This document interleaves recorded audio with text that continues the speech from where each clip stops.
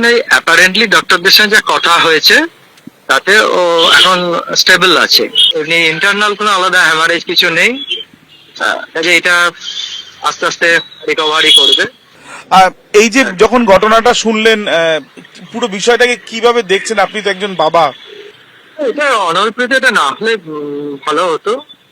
সবারই একটা ইম্যাচুরিটি থেকে সবাই হচ্ছে যে ব্যাপারটা গুলো, একাডেমিক ইনস্টিটিউশনের ছাত্রছাত্রীরাও ইম্যাচিওর, যারা একাডেমিক প্রশাসক হন তাদেরকে অন্তত ম্যাচিওর হতে হয়। আমরাও তো এই জিনিসগুলো ফেস করি, ছাত্রছাত্রীদের নিয়ে মুভ করি, ছাত্রছাত্রীরা এরকম করে, কিন্তু এগুলোকে ইন্টেলিজেন্টলি এগুলোকে ডিল করাটা উচিত, না হওয়াটাই কাম্য। একাডেমিক ইনস্টিটিউশনের মধ্যে এই ধরনের জিনিসগুলো না হওয়াটাই কাম্য। যাক, এখন সবচেয়ে বড় কথা ওরা সুস্থ হোক। কিন্তু এই ক্ষেত্রে তো মারাত্মক অভিযোগ, শিক্ষামন্ত্রীর গাড়িতে ধাক্কা দিয়ে একেবারে গাড়ি চাপা দিয়ে দেওয়ার অভিযোগ। এটা না হলে ভালো হতো। এটা আমাদের রাজ্যের পক্ষে বা যে কোনো একটা শিক্ষা প্রতিষ্ঠানের পক্ষে খুব বেদনাদায়ক অভিযোগ। এটা না হলেই ভালো হতো। গতকাল অগ্নিগর্ভ পরিস্থিতি তৈরি হয় যাদবপুরে। আজকে সেই পরিস্থিতির কি আপডেট এই মুহূর্তে রাখবো আপনাদের সামনে, কেননা শিক্ষামন্ত্রীর গাড়ির ধাক্কায় জখম আন্দোলনকারী ছাত্র ইন্দ্রানুজ রায়ের শারীরিক অবস্থা স্থিতিশীল, চোখের পাশে 14টি সেলাই পড়েছে এবং ইতিমধ্যেই এফআইআর দায়ের হয়েছে। ইন্দ্রানুজ রায় কেমন আছে সেই বিষয়ে আপনাদেরকে জানাবো, পাশাপাশি এই আপডেটও রাখবো কেননা এসএফআই আজকে আবার মিছিল বের করেছে। আমাদের সঙ্গে রয়েছেন আমাদের দুই প্রতিনিধি, সন্দীপ সরকার এবং ঐশী মুখোপাধ্যায়। প্রথমেই সন্দীপ, তোমার কাছে জানতে চাইবো কেমন আছেন ইন্দ্রানুজ রায়?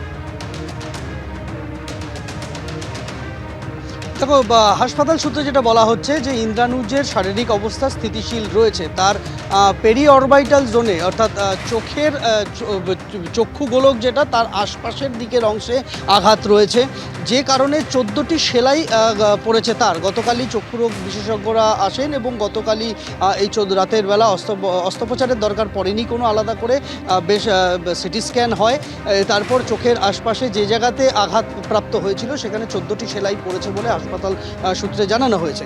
এর পাশাপাশি শরীরের আরও একাধিক জায়গায় আঘাত রয়েছে, তবে সেগুলি অতটা গুরুতর নয়। যে গুরুতর আঘাতটা তার বাম চোখের আশপাশে রয়েছে সেখানে সেলাই করা হয়েছে। আগামীকাল তাকে চক্ষুরোগ বিশেষজ্ঞরা আরেকবার পরীক্ষা করবেন। আপাতত আজকে সকালবেলা থেকে তাকে এক দফায় ড্রেসিং করা হয়েছে তার আঘাতপ্রাপ্ত জায়গাতে। তার শারীরিক অবস্থা স্থিতিশীল রয়েছে। চোখের আপাতত সেই চোখে যাতে কোনো রকম প্রেশার না পড়ে, চোখের ওপর যাতে চাপ না পড়ে, সেই বিষয়টা চিকিৎসকেরা দেখছেন। তার পাশাপাশি ইন্দ্রানুজের পাশাপাশি আরও একজনকে গতকাল ভর্তি করা হয়েছিল, তার নাম সুমন্ত প্রামাণিক।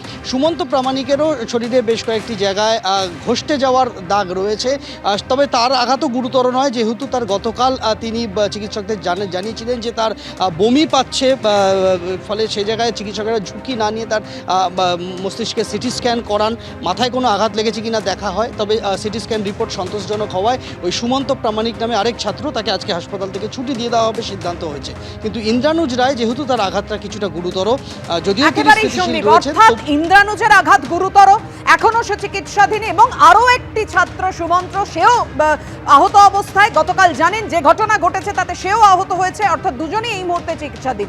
তুমি আমাদের সঙ্গে থাকো। শিক্ষামন্ত্রীকে ঘিরে বিক্ষোভ হেনস্থা কি না হলো গতকাল যাদবপুর বিশ্ববিদ্যালয়ের ক্যাম্পাসে। তার গাড়িতে হামলার পাশাপাশি যে ভয়ঙ্কর ছবি আপনারা দেখেছেন, শিক্ষামন্ত্রীর গাড়ির ধাক্কায় জখম হন আন্দোলনকারী ছাত্র এবং আরো একজন আহত হয়েছে। আহত ইন্দ্রানুজ রায়ের বাবার কি বক্তব্য রাখবো আপনাদের।